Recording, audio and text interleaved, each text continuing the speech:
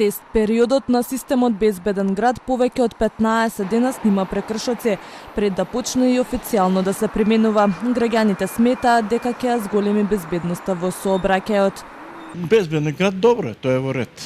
Да би се луѓето ќе бидат по-културни во сообраќајот, во други работи, во криминал што се прави така. Многу убава работа. Една од најубавите. Се намалија ли прекршоците? Сигурно. Системот Safe City е во тест фаза. Глоби и други санкции се предвидени за прекршоци во сообраќајот кои ќе бидат констатирани со Безбеден град, а кои почна да функционира пробно од 1 декември. Во меѓувреме, Министерството за внатрешни работи отвори нов шалтер во зградата на Македонската телевизија. Ке работи секој работен ден од 8 до 17 часот и граѓаните тука ќе може да ги ажурираат контакт податоците што ги оставиле при регистрација на возилата, доколку има промена или доколку добиле известување со неточни податоци.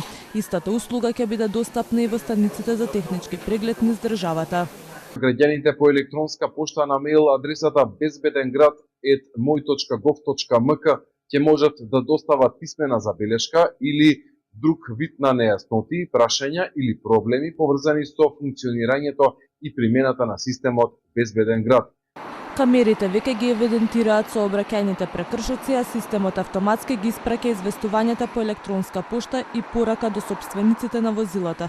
Иако беше најавено дека тест периодот ќе трае до крајот на годинава, казните ќе ги заменат опомените од почетокот на февруари идната година. Системот ќе функционира во Скопје, Тетово и Куманово.